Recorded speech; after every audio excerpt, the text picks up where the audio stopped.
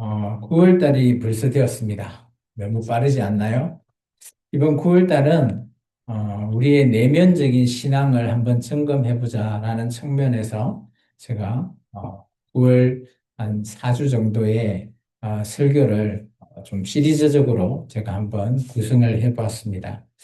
이 9월 한 달은 우리의 내면적인 그런 영적인 진찰과 같은 우리가 1년에 한번 꼭 뭘 받죠? 건강검진을 받듯이 우리의 신앙도 한번 검진을 받아볼 필요가 있다 싶어서 말씀을 한번 이렇게 주제를 잡아봤습니다.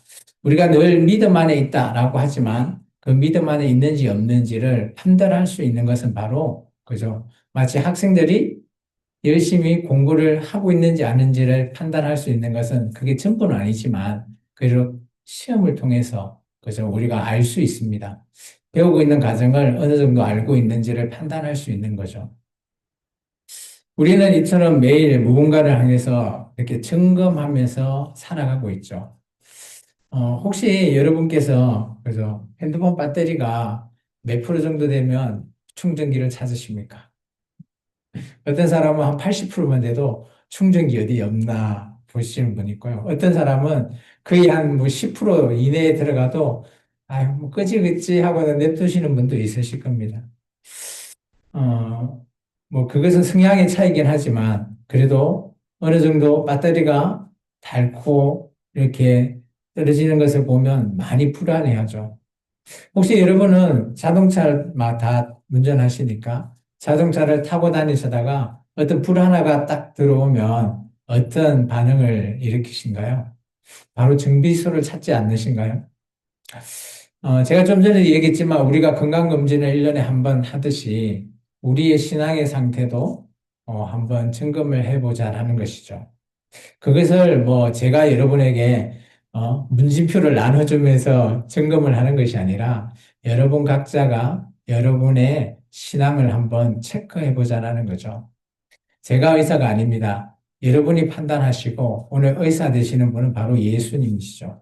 우리가 과연 예수님 안에서 어떤 믿음으로 살아가고 있는지를 한번 우리가 예배를 통해서 확인해 보자라는 겁니다. 예배는 빠지지 않고 드리고 찬양도 잘 부르고 헌금도 잘 드립니다. 그런데 우리 마음 깊은 곳에서 하나님과의 이런 관계가 살아있지 않으면 어떨까요? 그것은 우리가 드리는 것이 이렇게 표현할 수 있습니다. 나의 신앙은 나를 위해서 드린다. 신앙은 습관이 아닙니다. 신앙은 분위기도 아니죠.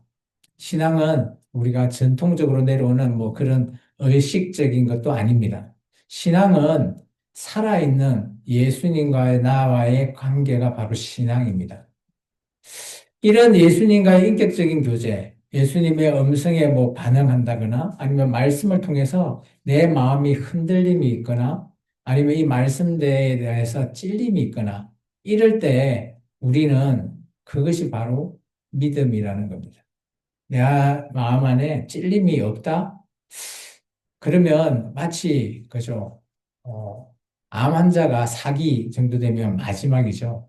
그 정도 되어도 아무 전조 증상이 없는 겁니다. 근데 갔는데, 어때요? 건강검진을 했는데 사기라는 거죠. 그러면 어떻게 해야 될까요? 그죠? 너무 복잡하는 겁니다. 우리가 그때까지 내버려 둬버리면 우리의 신앙도 마찬가지 손쓸 수가 없을 때가 올 수도 있습니다. 우리는 너무 오랫동안 신앙생활을 하신 분도 있고요. 그렇지 않으신 분도 있죠. 그러다 보니까 신앙을 그냥 뒤에 생활이라고 하는 단어를 붙여서 많이 사용합니다. 그러다 보니까 우리의 이 신앙 속에서는 그죠? 마치 생활이 되는 겁니다. 이게 나쁜 뜻은 아니에요. 나의 신앙이 생활적으로 계속해서 삶 속에서 드러내는 그런 신앙이 참 신앙이라고 제가 계속해서 말씀하고 있잖아요. 그게 나쁜 신앙은 아니에요. 그리고 신앙 뒤에 생활이 붙는 게 틀리다는 것도 아닙니다.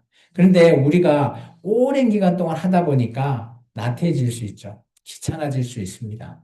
그리고 예수님을 처음 만났을 때 막 두근거리고 떨리는 그런 현상이 지금 전혀 없다라고 한다라는 것이 바로 그죠. 마치 우리가 건강검진을 하지 않고 내버려뒀을 때, 방치됐을 때, 우리에게 혹 병이라는 것이 들어오게 되면, 그제서야 우리가 그것을 해결해 보려고 노력하죠. 물론 해결이 되면 참 좋습니다. 근데 해결이 되지 않으면, 그죠? 우리에게 큰 문제가 되는 거죠. 오늘 바울은 고린도 교회에게 얘기하고 있죠. 너희가 믿음 안에 있는지 시험하고 너희 자신을 확증하라. 오늘 고린도 교회가 어떤 교회입니까? 신령한 교회입니까? 아니에요. 1년 6개월 정도 세워져 있고 그 교회가 문제가 무려 10개 이상 되는 어마어마한 문제의 교회입니다. 그죠? 너무 신령하다, 영적이다 이렇게 생각하시는 분도 있겠지만 전혀 그러지 않아요. 왜 바울이 이 고린도 후서 13장에 유독 마지막 말을 끝맺음할 때 이 말을 사용했을까요? 그들의 신앙 안에 정말 믿음이 있는지 바울이 판단이 안 되는 겁니다.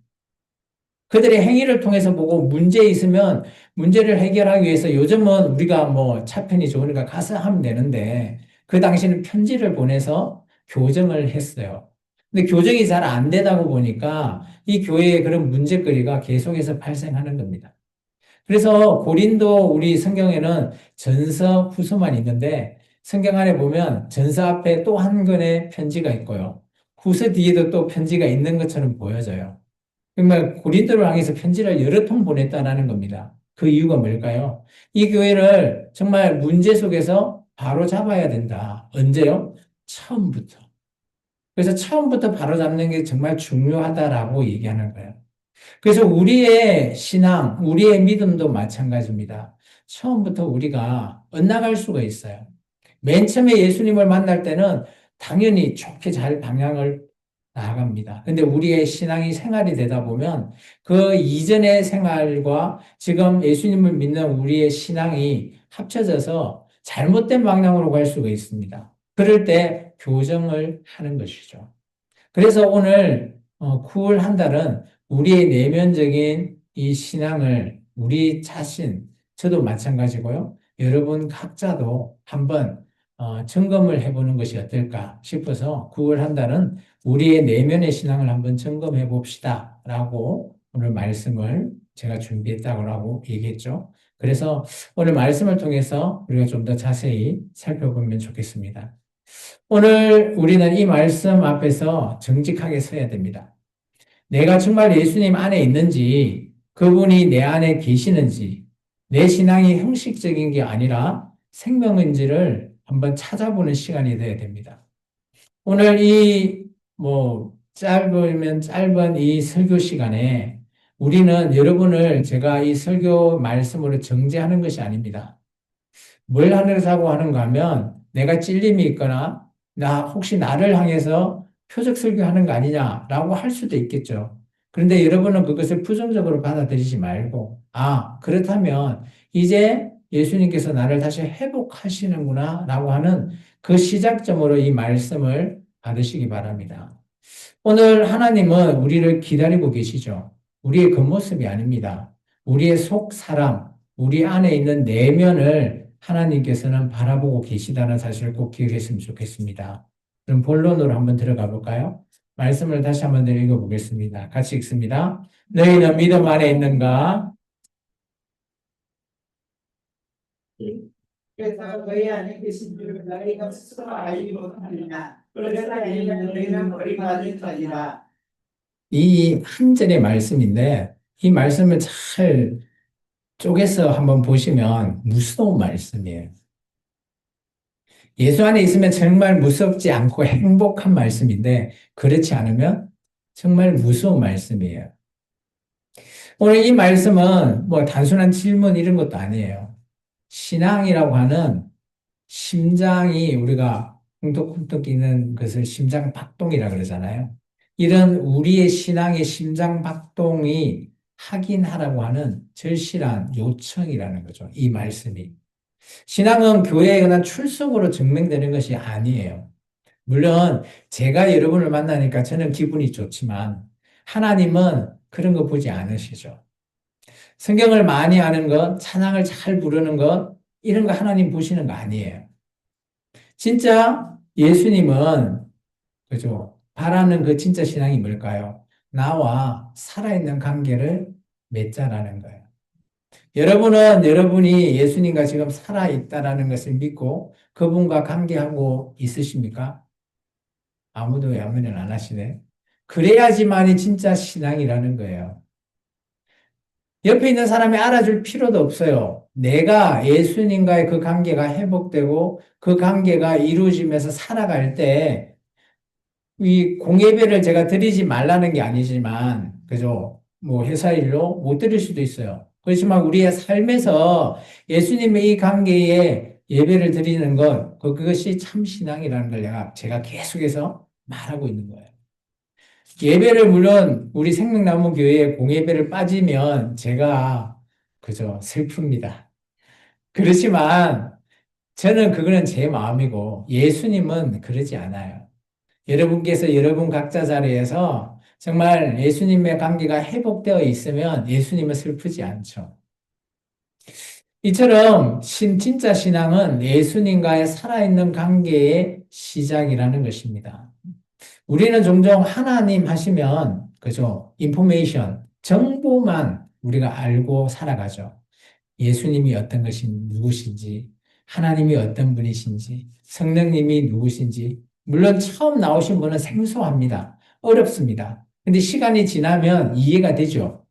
알 수 있어요. 저 또한 제가 여러분께 열심히 가르쳐 줘서 알 수도 있고요. 아니면 여러분이 성경을 통해서도 알 수 있는 정보들입니다. 우리의 신앙은 단순히 정보를 입력하는 게 다가 아니라는 거예요. 그 정보만 입력된다? 그게 전부다라고 하면 우리는 하나님 앞에 구원이라고 하는 그리고 하나님의 나라, 저 천국을 가지 못할 수도 있다라는 겁니다. 내 안에 있는 정보를 가지고 내가 천국 간다? 이것은 우리의 착각일 수 있습니다. 오늘 예수님께서 그러면 어떻게 해야지 천국 가는데? 라고 할 때 이 말씀 있죠. 우리가 잘 아는 말씀이에요. 요한복음 15장. 같이 한번 읽어볼까요? 나는 포도나무요.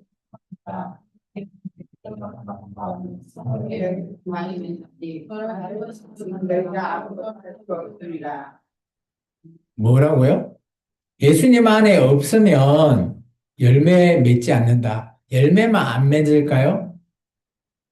아예 우리는 예수님 안에 붙어 있지 않으면, 그죠? 예수님이 원하는 그 나라에 갈 수도 없는 겁니다.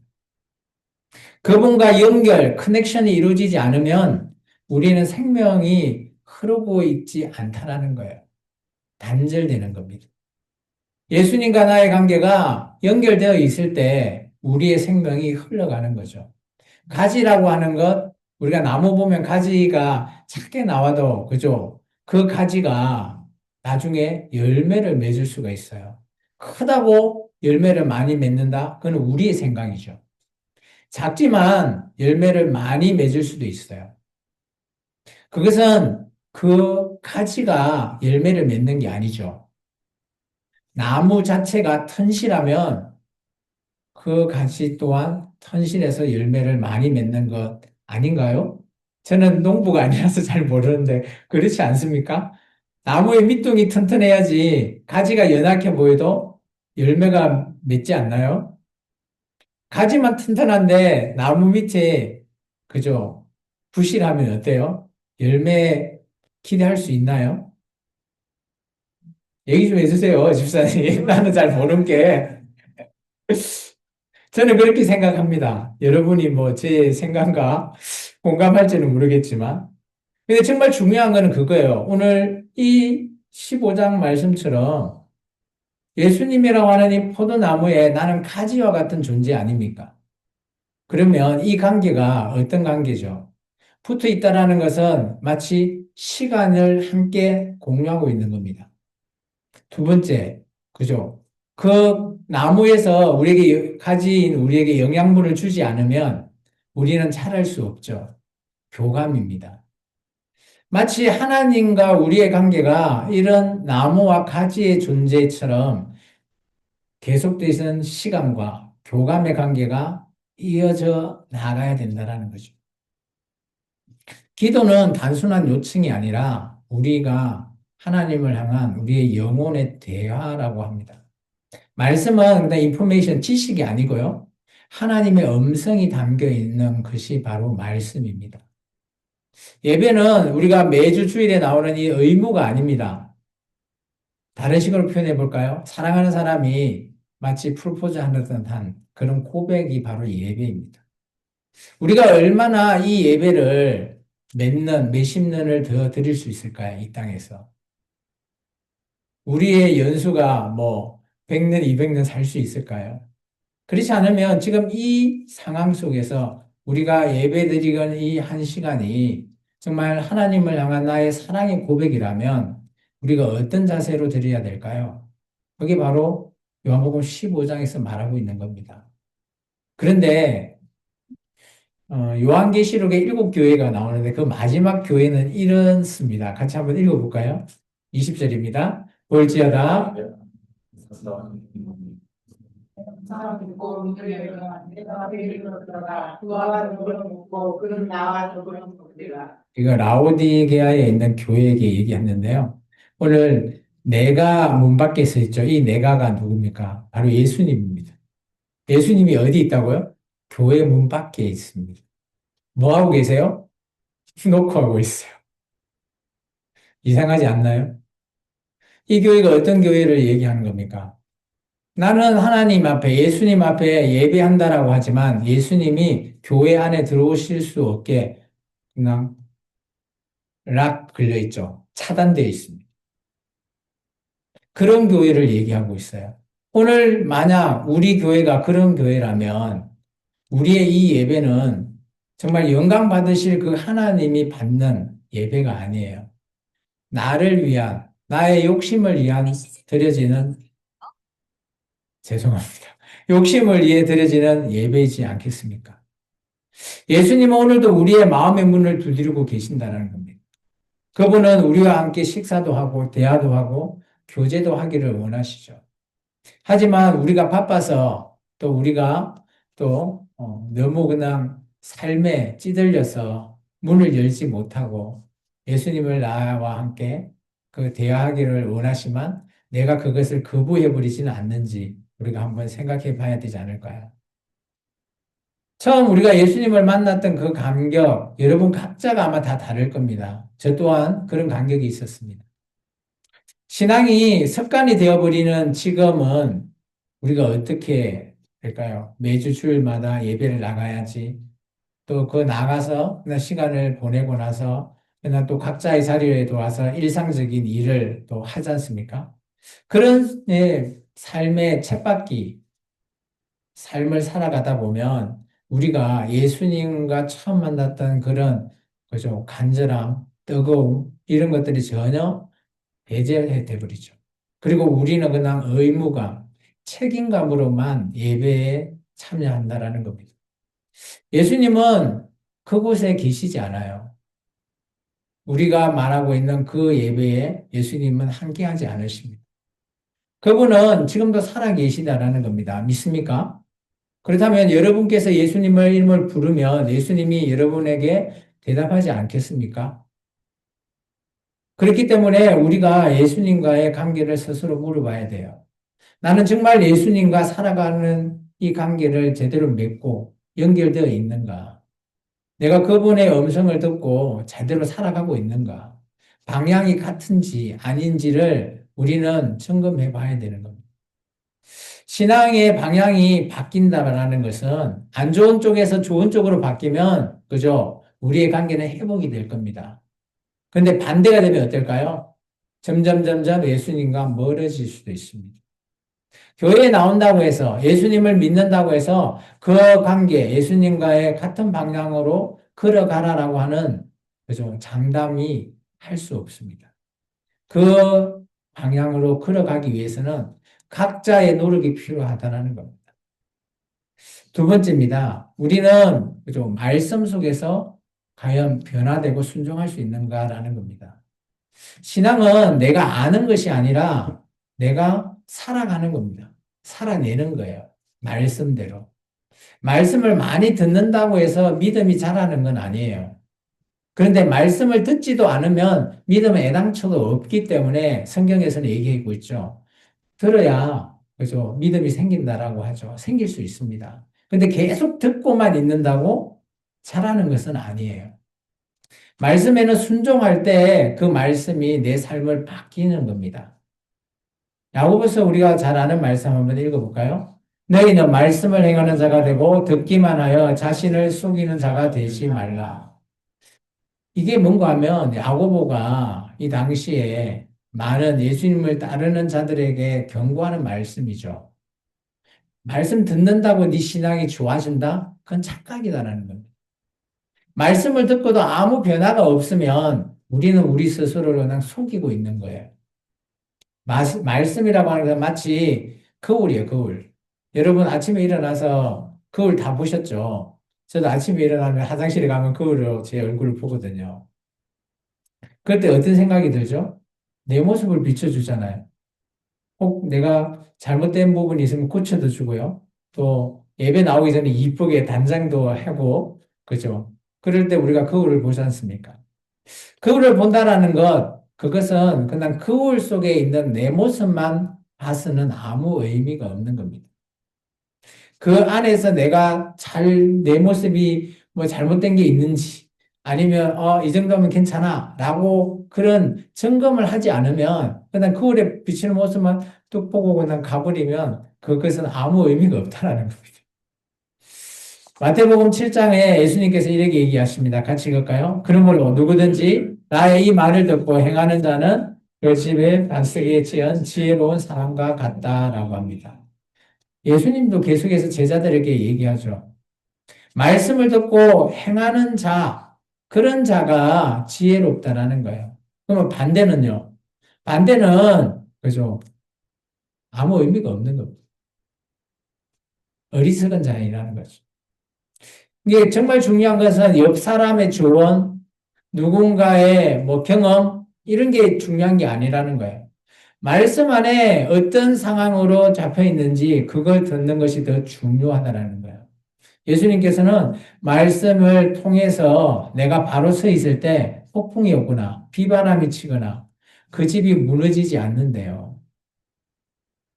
그렇다면 우리는 지금 어떤 삶을 살고 있는지를 한번 되돌아볼 필요가 있는 거죠. 말씀이 얼마나 중요한 역할을 하는지 아세요? 말씀은 그냥 일반적인 칼이 아닙니다.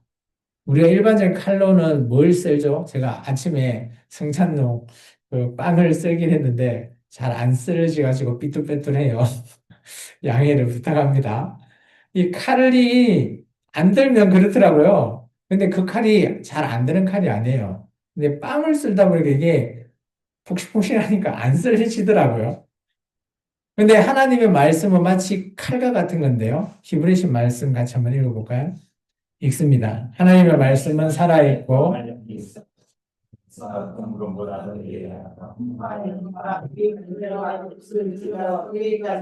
또 마음의 생각과 뜻을 판단한다라고 합니다.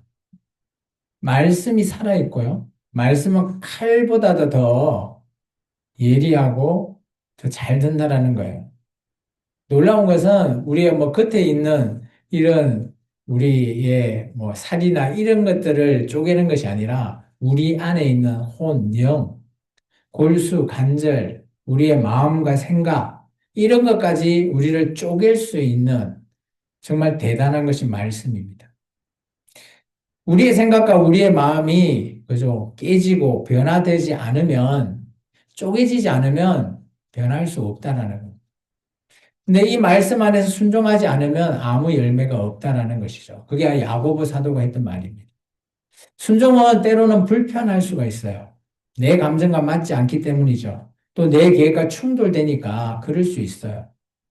우리가 순간순간 우리가 선택을 합니다. 말씀대로 따를 것인가 아니면 내 뜻대로 할 것인지. 신앙은 순종을 통해서 자랑입니다. 같이 한번 해볼까요? 자기 자신에게 한번 되뇌어 봅시다. 작은 순종이 큰 믿음을 이룬다. 말씀 앞에 우리가 무릎 꿇는 순간 하나님은 우리를 새롭게 빚어 나가실 겁니다. 그래서 우리가 오늘 이런 질문을 해야 되죠. 나는 말씀에 순종하고 있는가? 이 말씀을 통해 내 삶이 현재 변화되고 있는가? 또한 말씀을 듣고 내가 그 말씀대로 살아가려고 지금 내가 노력하고 있는가? 이것을 우리가 할 때 우리가 하나님께서 주신 하나님의 선물을 받을 수 있는 겁니다. 우리가 순종하지 않고 인포메이션, 말씀을 듣기만 하면 그것은 내 것이 되지 않기 때문입니다. 마지막 세 번째, 오늘 말씀 안에 그리고 신앙 안에 있을 때 우리는 정말 우리의 신앙이 언제 참 신앙인지를 판단하는 기준을 말하고 있습니다. 그게 뭔가 하면 우리의 신앙이 편안할 때보다 그죠? 고난 중일 때 진짜의 우리의 신앙을 알 수 있습니다.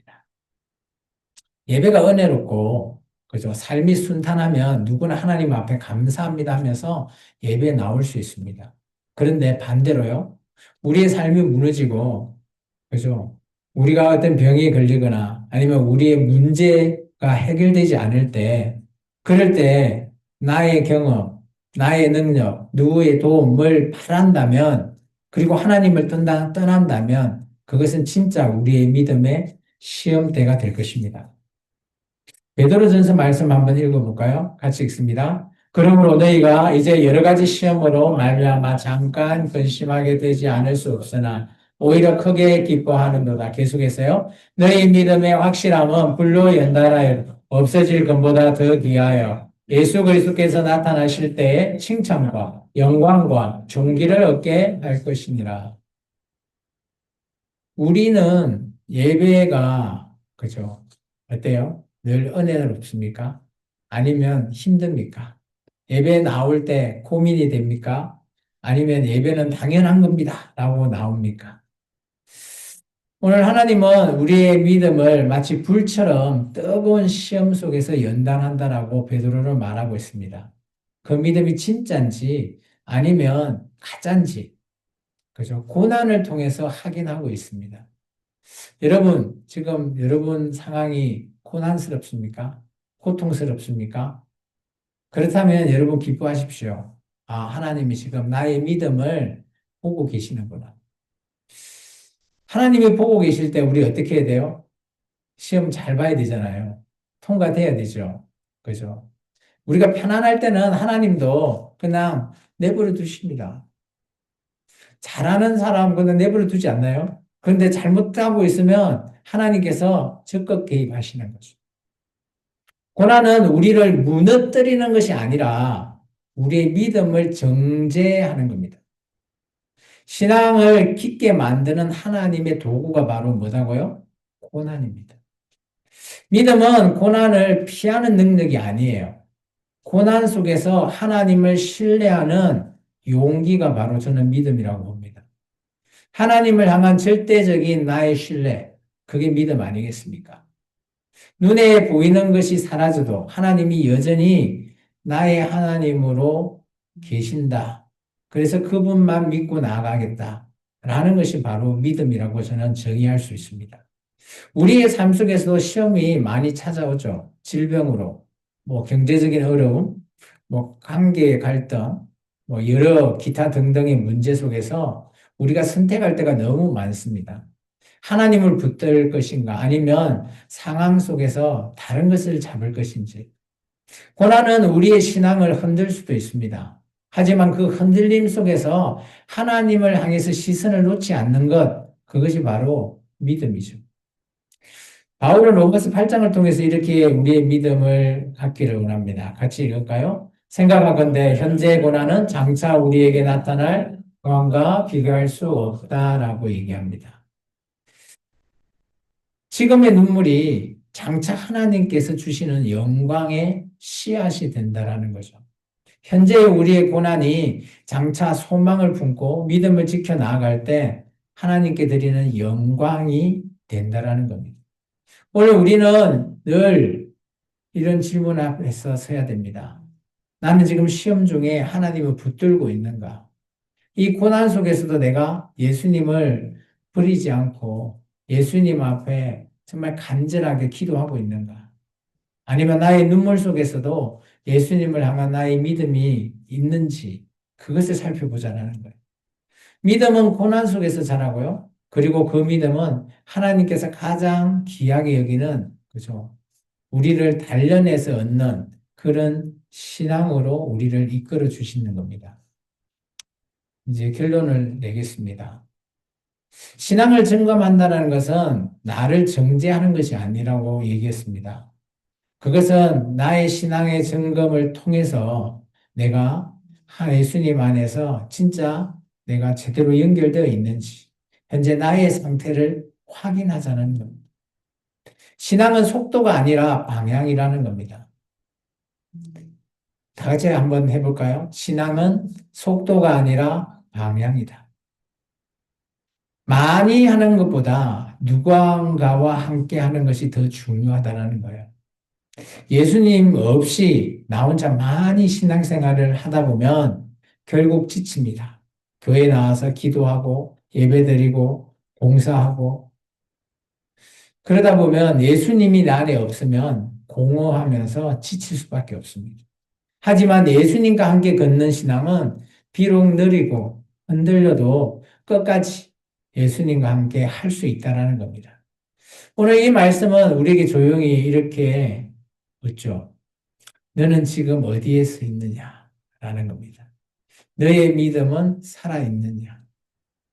마치 예수님이 나의 삶 안에 지금 계시는가? 이 질문 앞에서 우리가 솔직해져야 됩니다. 신앙은 포장으로 이루어져 있고 그걸 유지하는 것이 아니에요. 주일만 나와서 우리가 그저 거룩하게 앉아 있는 자리가 우리의 신앙이 아니라는 겁니다. 하나님은 우리의 겉모습을 보는 게 아니라 우리의 속마음, 속사람을 보신다고 하셨습니다. 그리고 우리의 이 속마음을 우리가 정직하게 드러낼 때 하나님께서 우리를 회복시켜 주시는 겁니다. 현재 나의 상황, 나의 문제, 나의 처지가 어떻든 간에 내 마음이 흔들리지 않고 하나님을 온전히 붙잡고 있을 때 우리의 신앙이 또 우리의 믿음이 우리를 회복시켜 준다라는 겁니다. 혹시 지금 마음이 많이 지쳐 있습니까? 아니면 기도를 했는데 기도가 막혀 있나요? 혹시 오늘 예배가 그냥 습관적으로 의무감으로 그냥 옆에 사람이 오니까 나도 나와야지 라고 왔습니까? 오늘까지는 괜찮습니다. 그렇지만 이 모든 것은 하나님이 잘 아시죠. 오늘 설교를 통해서 여러분이 뭐 하나라도 꼭 좀 붙잡고 가면 좋겠습니다. 그것이 바로 저는 요한복음 15장 말씀처럼 나는 하나님 앞에 붙어 있는 가지다. 내 안에 있는 것이 하나님과 함께 연결되어 있는 가지와 같은 존재다. 라고 그거 하나만 붙들었으면 좋겠습니다. 하나님은 우리에게 다시 손을 지금 내밀고 계십니다. 다시 나와 함께 하자. 내 안에 거하라라는 겁니다. 신앙의 점검은 하나님과의 제외라고 봅니다. 그분 앞에서 솔직해질 때 우리의 신앙이 다시 회복되고 다시 예배가 다시 회복될 줄 믿습니다. 오늘 이 시간 우리가 믿음을 점검하고 예수님과의 관계를 다시 회복하는 이 시간, 정말 짧은 시간이지만 여러분의 신앙을 한 번 더 점검하겠노라 결단하면서 또 한 주간의 삶을 살아내시기를 바랍니다. 기도하겠습니다. 주님 감사합니다. 오늘 주님 앞에